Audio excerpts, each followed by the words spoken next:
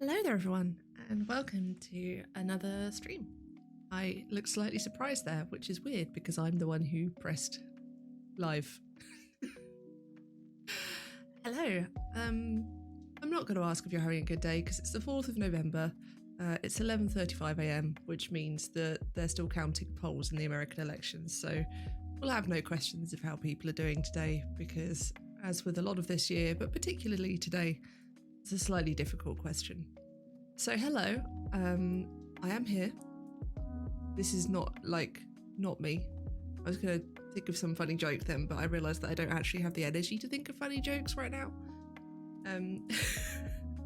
So I'm here for some updates. I've not prepared anything as usual. We're just here and talking about this experience. If you are new here, hello. I have started vlogging about the experience of being in academia as a medical humanities researcher. I am in the process of finishing my master's degree, which is not actually in the medical humanities at all, although I am focusing on it still. My master's degree is in creative writing, although half of it has involved studying the medical humanities on elective modules. And I'm currently finishing a dissertation on the healing of trauma experienced through live role-playing. And the way I describe that has been shifting as I've been writing it, but I'm now almost done, so I think we're getting there. It doesn't have a title yet. One day, probably on the 20th of November, i.e. the day before it's due, that's when it'll get a title. But hello, that's me, and in January I'm starting a PhD in non-normative narrative and how that can enable us to better articulate and more authentically articulate the embodied experience of mental illness. So I'm very, very excited to start that. I'm also excited to have my dissertation in and to have a month where I'm not studying. The reason I wanted to start this vlog is that I'm also disabled. I have mental illness and also now fibromyalgia, which is a chronic pain condition. I say now, I've had it for 10 years.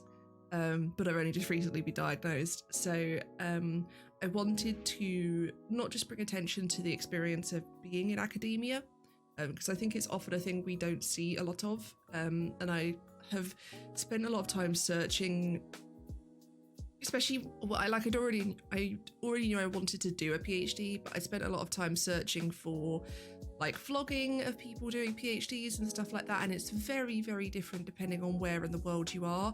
The US system is totally different to the UK system, which is different to the European system, which is different to the Australian system. Like, it's depending on where you are, your experience is going to be very, very different, and also depending on what subject area you're in. And my subject area is tiny, despite being intersectional between basically all of the humanities and science. So it's I think it's really important to get people knowing what the medical humanities is and to put that out there as well. So it's a mixture of all of that and of wanting to show that from the experience to being a disabled researcher, and very specifically a researcher who has the conditions that they're researching. Obviously I don't have every mental health condition,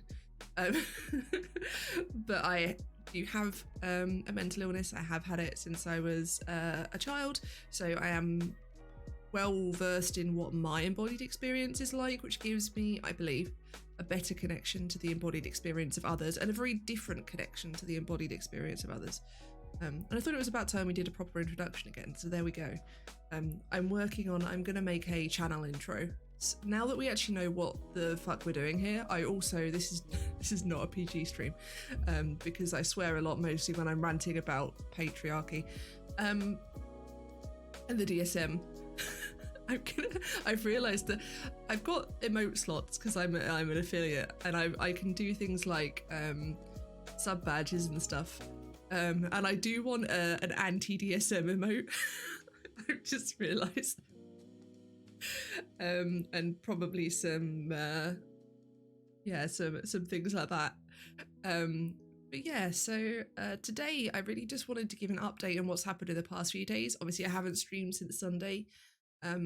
That is in part because one of the things I've found is that I can do being on Zoom calls, and actually I find being on Zoom calls sometimes kind of easier than being in a class would be. Also, sometimes I find it harder. There's definitely, especially Pretzel, no. Sorry, we're also training Pretzel. Pretzel is great. It's amazing. It's a free service. It's all completely DCMA, not a problem. But we're training it to understand that we don't want EDM in our chill. In fact, we should be on the chill playlist whilst we're doing this, because the chill, and I've seen other streamers have this problem, has a tendency to be like, yeah, lovely chill music, suddenly EDM beats. So, oh, the preview of me has started moving again. I don't want two of me. One is bad enough. Okay, so yeah, so we did some reading on Sunday, where I had 2 pages left of the reading for my reading group that was on the Monday. I finished that reading on sort of Monday morning, noonish, morning my time, which is to say the last hour of morning, because I don't exist before 11 a.m. So I got that done. It was quite hard, but actually I was right of what I said on stream, which is that the last page is kind of just a summary anyway. There were some amazing quotes in that summary, as I expected. 1 second, I need to blow my nose.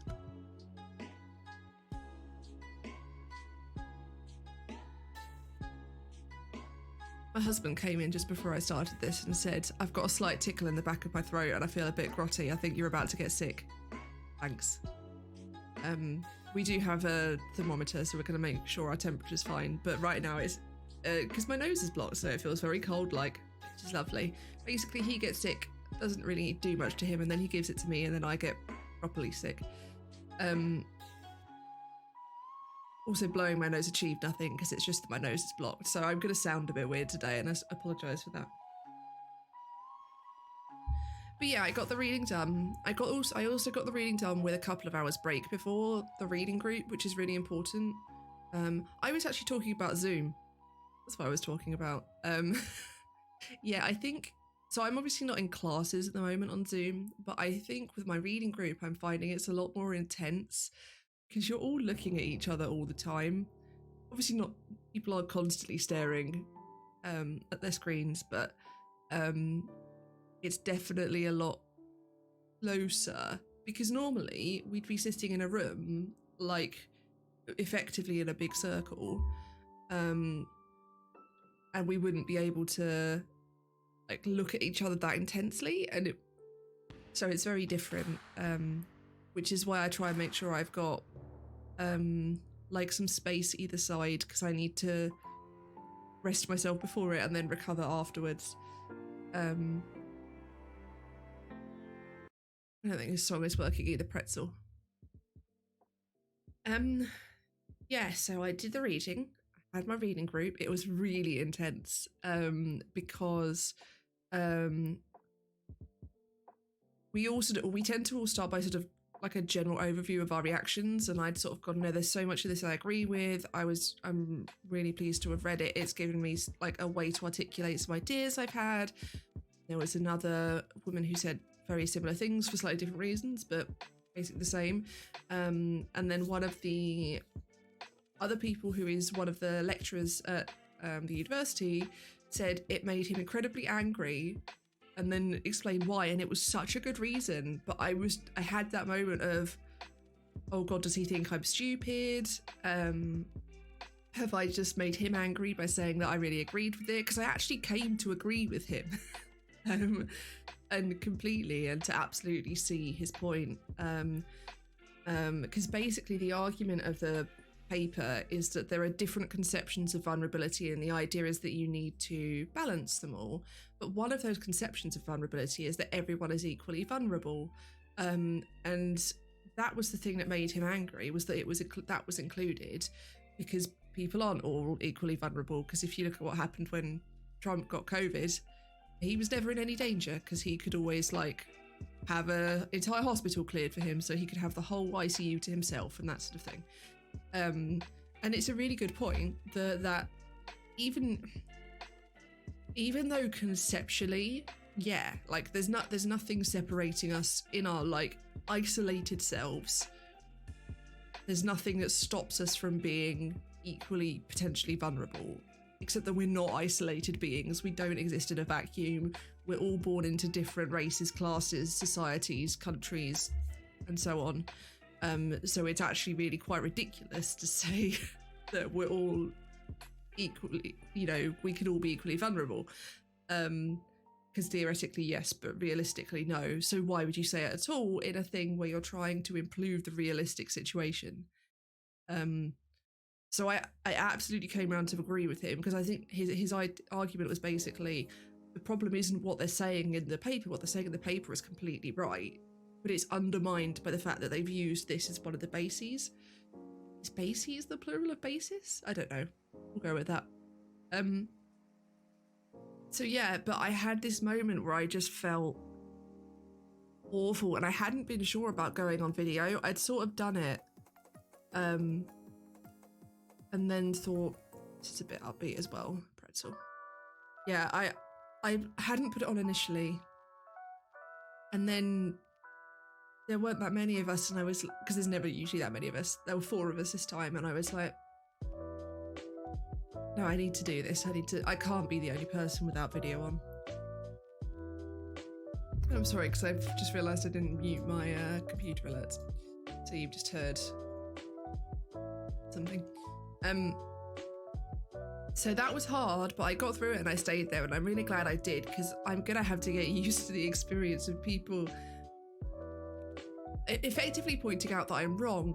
But I wasn't wrong like from a perspective point of view. I just missed something, which is in a way the best way to be wrong, because it means that someone can point out you've missed something and then you won't be wrong anymore. But it was definitely hard, and I'm very proud of myself for getting through it.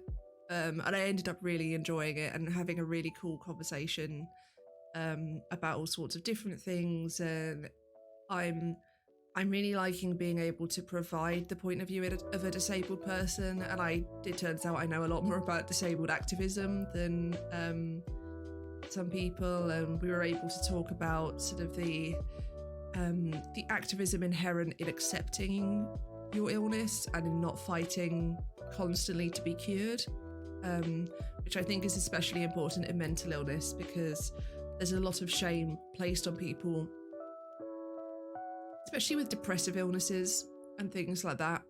There's a lot of shame placed upon you that you should just be better and just not be depressed and not be tired and not be lazy. Lazy is wrong. We're not actually lazy. But that sort of thing where there's all this pressure to be better, but very specifically to be human, and the idea that if you're sick, you're not human in some way, and that any form of madness. How is this chill? Okay. We'll get there. It will learn. Yeah, that any deviation from the norm in terms of health suggests that you're subhuman. In the same way that the piece we read before about pain suggested that anyone experiencing pain is inhuman in some way, or subhuman. I'm interested in thinking about those words a bit, because I think there's a difference in the two of them.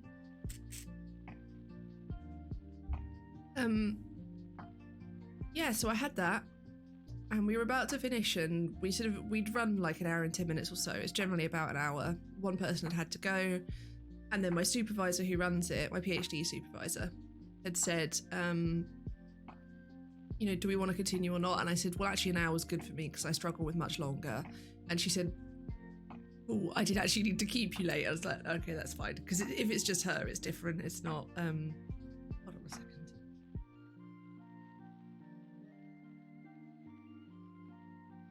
Goodness me. He has given me a cold, hasn't he? Bastard. Yeah, so she kept me after and talked about a funding application that she made in February. She told me about it in February. She made it in January. And I remember her telling me about it and saying, look, I've got this thing that might have a PhD studentship in it. And it starts in January when I start. And she's finding out soon. She still doesn't know if she's got the funding, which says a lot about the state of funding applications in academia. But one can understand this year, with them being a little bit behind. Yeah, so she wanted to talk to me about that and ask if I would still be interested in it if it became a thing. And but the thing was really lovely, and I need to make sure to thank her for it. So it would involve me doing some things that she was concerned were potentially difficult for me, like being involved in workshops and stuff, not running them, but being present there. And she wanted to make sure I didn't end up doing something I wasn't comfortable with or that would be detrimental to my mental health. But she presented it in the loveliest way. And as it happens, that I don't think that's a thing I'd have a problem with. I think the first session of anything like that will be awful, and then after that it won't be quite as bad. And it'll be manageable.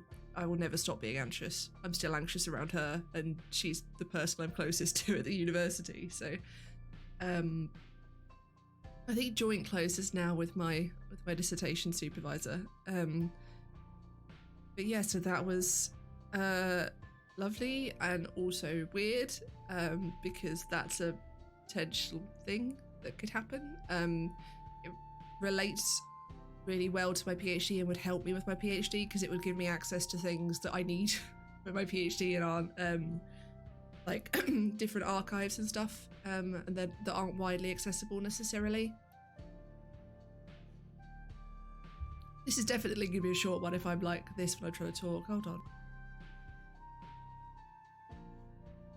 I understand why no one streams with the cold now. This is fucking miserable.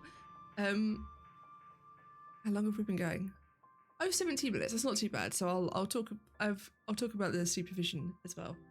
But yeah, so I came out of the reading group really tired, but feeling really positive, and at some point I might get an email telling me if there's a thing. It's very possible it won't happen. If it doesn't happen, I'm still fine. Yeah, that's I might get to help on a research project, and it would be so good for me career-wise because it's such a good experience. I'm just really excited, but I don't want to let myself get too excited. But yeah, and it would involve doing a load of things that I'd really love to do, like sorting archival access and that sort of thing. Sounds super interesting to me. I'm sure it'll be really boring in practice, but I don't care. So there is that. And then, as if I hadn't had my ego fluffed enough, I had my last supervision yesterday, my last video supervision. As I've mentioned before, for our dissertations, we get 3 hours. We can spread however we want. Technically, we could have 3 hours in one go right at the end if we wanted to, but no one does that. Realistically, you do 1 hour early on, 1 hour somewhere in the middle, 1 hour towards the end. That's broadly what we've done, except that we've done that within the writing process. So I had several months of researching slowly because it was like when Granddad died and then when I was recovering from that. As if I haven't stopped recovering from that. Or ever will stop. Yeah, so the point where I couldn't write words or read anything.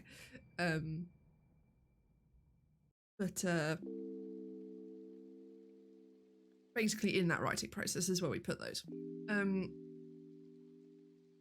it went really well. So my dissertation has ended up in 3 parts. And I know I've talked about this before, but I'll go over it again just because it's relevant. The first part is completely finished, completely edited, completely finalized. I showed it to people. I showed it to my Facebook friends last week, and I won't talk about this too much because I'll start crying. I did in the supervision as well, what I told my supervisor.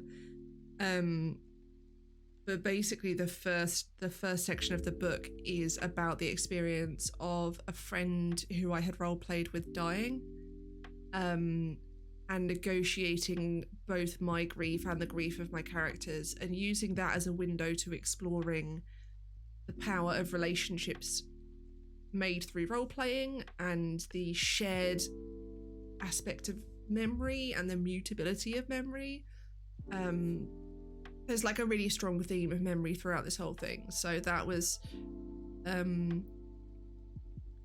really powerful opening section, and I'm so grateful that people read it and that it did the same thing for them that it did for me, which is allowed them access to those memories and to understanding the power of those memories and acknowledging that it's okay for those memories to have power and it's not weird. I struggled for a long time with the idea that I wasn't entitled to as much grief as I had because we hadn't, spoken constantly out of character, but in character we were best friends and kept each other alive for years and looked after each other for years and were present at really significant points in each other's lives. So it's very weird, and I'm glad that I was able to articulate how that weird makes sense. So that's section 1. Yesterday I showed my supervisor section 2, which was fully written and edited by me, so not a final version. And section 2 is about healing from trauma through role-playing. So each of these sections has one of my characters sort of leading it, as it were, their story running in correlation with my story. So in the first story it was the character that I had played with my friend, and in this section it's the character that I played because I wanted to be able to sing in front of people again. And I actually had the idea to put her in it on stream, and it was a good idea. It was a really good idea because it has worked so well. And so it's basically an exploration of traumatic memory and traumatic experience, and how role-playing through bleed, which is, if you've not heard me explain that before or don't know what it is, bleed is where you experience your character's feelings or vice versa. So for example, if I'm tired and my character acts tired, that's a kind of bleed. If my character is angry at another character, so I feel angry at that person, not the character but the person playing them, that's another kind of bleed. That's bleed in versus bleed out, or bleed out versus bleed in, rather. Other way around, my examples went. So yeah, it's a sort of look through that. It's almost got multiple levels, so it's got the level of the character story, but also the level of how the character interacted with me, and then my story. So I'm really pleased with it, and my supervisor thought it was amazing. She started a conversation with me about publishing it, and I was like,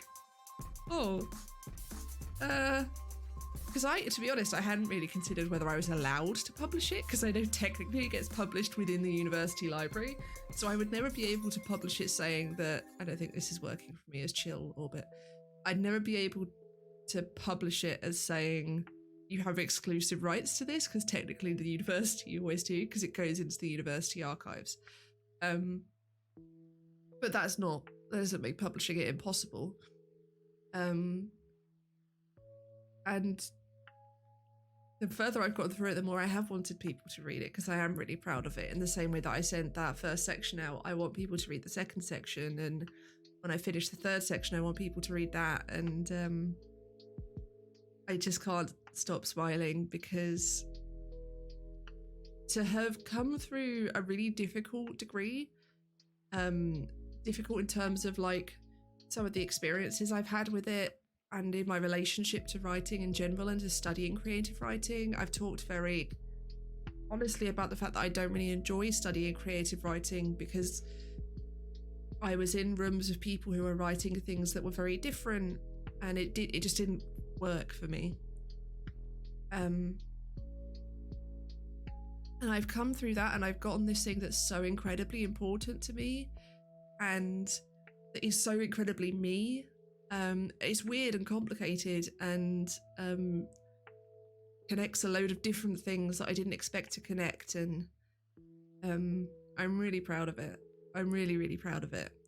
So we went through, she had some feedback, a couple of things that she was confused by. Thank you, T-Flow. And you can leave.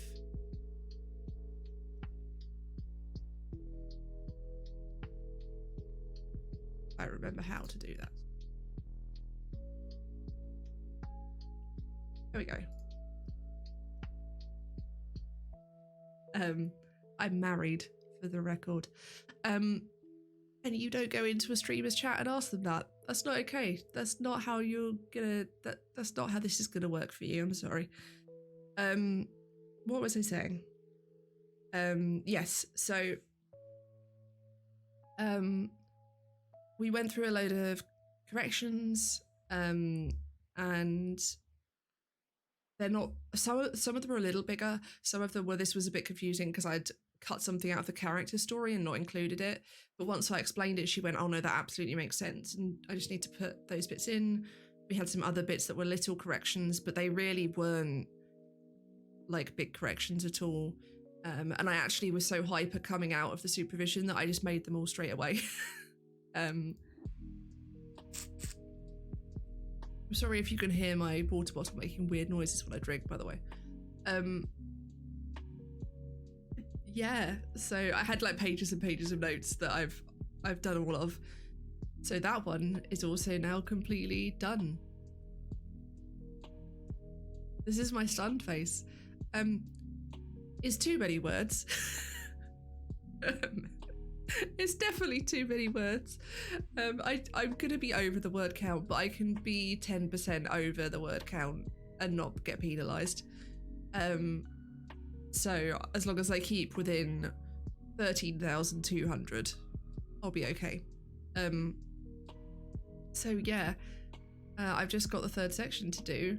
The terrifying thing is, so she's agreed to read the whole thing before I send it in, which is great because her feedback has really helped like tighten up the different sections. Just pulling up my calendar now so I can get these dates right.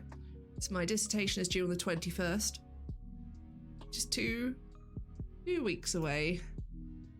So I've got to hand her the full thing by next week. Not this coming Friday, but the Friday after. And then she will send it back to me by the start of the next week, and then I'll have a few days to do final edits, and that will be it. It will be done, and I will not be a student until January. I'm not going to stop streaming, by the way. I realise I've just had this whole talk about how this is an academic stream. That's all why. Yeah, I had this whole talk about this is an academic stream. And I'm like, yes, I'm not going to be a student anymore. We will still be streaming. I will be talking about the preparation for my PhD, and we'll be doing reading in the meantime. I'm going to do a lot more like study with me's then, where we do the silent ones, where I'm silent for 20 minutes and then talk for 10 and do that. Because I've got this whole stack of books I want to read. I've got a load of pre-reading I want to do for my PhD in general. We've got my huge to read backlog, which is all of the articles in my, oh god, it's growing. Yeah, so this is not chill either. My god. Or maybe it's not my definition of chill. Maybe my definition of chill is different. We'll get there. But yeah, so that was amazing, and I feel slightly overwhelmed by the fact that the end of it is coming.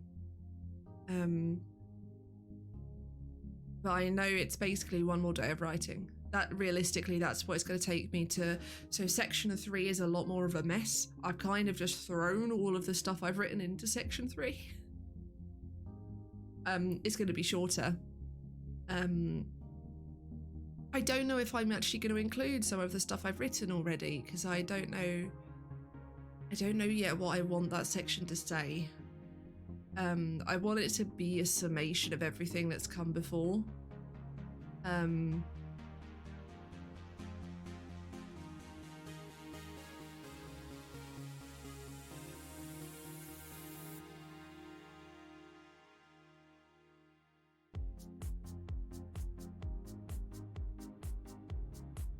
don't know. I think this is probably okay, this one. It didn't build up too much. That was the pause was me listening to the music. Yeah, it's nearly done. It's nearly there. This is very weird. So yeah, the only last update is in terms of my pain levels, which have been better. And this is the sound of me touching my desk, which is wooden. It has been better. It's still not been great. I've still had a lot of pain in my hands, and actually in both hands. My hip and my back have been particularly awful. Just like me saying, it's better. However, here's all the ways in which it's still bad. So I think it's bad enough that I'm still in a flare, but I am hopeful that the flare is ending. I think this is building up too much for me.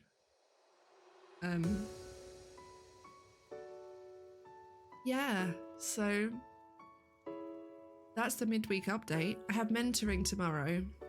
I don't know whether I don't know when I'm... Jesus.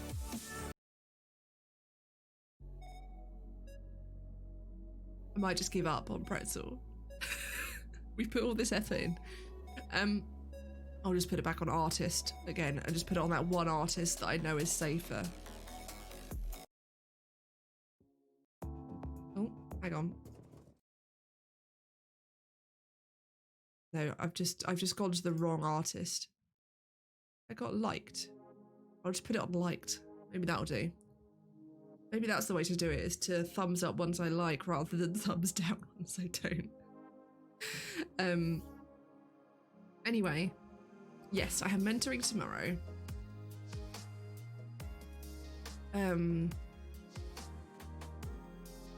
I think Friday might be my writing day. I'm not sure. What's the medical humanities? The medical humanities is an interdisciplinary subject that basically is a meeting point for medicine and the humanities. So things like sociology, literature, psychology, all of that. I suppose you can put psychology and medicine as well, depending on what sort of version it is, whether it's clinical or not. Did I really like this? This is going up. I'm not sure that this is...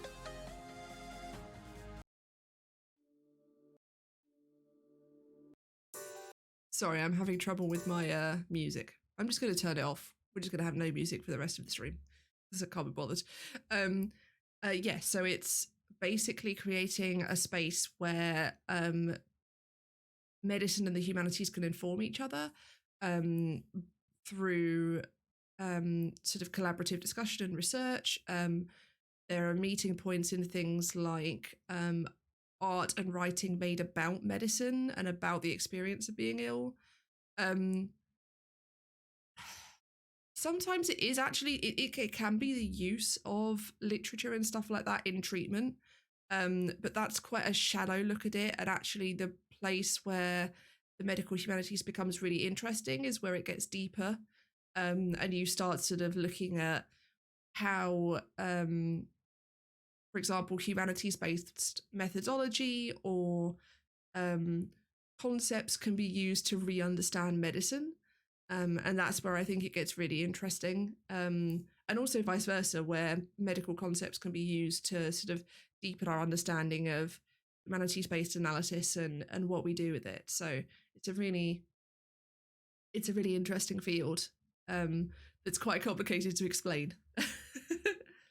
I should probably put an explanation of it somewhere. Like I'll put an explanation in my panels because I think I keep needing it because it's generally the question people come in to ask. But yeah, so I don't know whether I'm gonna do. I might try to do some writing today. I might have a look at it and try and get a general feel for where I want to go with it. But then I'm sort of looking at next this coming Friday or next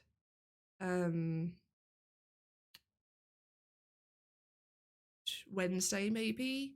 In terms of examples, I mean, I have tons, but it's too wide a field to give you like one without knowing what your interest in it is. So yeah, I need a bit more of an idea of what sort of example you want to be able to give you one. Yeah, so I think a couple of days might do it, because I think having one where I can just look and work out what I want to do with it, and then one where I actually do the thing, as it were. And ideally, like, doing it in a way where I finish it a few days before I want to send it to her on Friday, because then I can look it over one last time on the Friday, send it, and then I know that it's in a position where I'm happy with it. So I think that's the plan. What I will do with streaming around that, I don't know. I might stream a work with me or something at some point, maybe Friday. Because I think I have trouble streaming on days where I've also got video calls. So because I've got mentoring tomorrow, it will probably be Friday instead.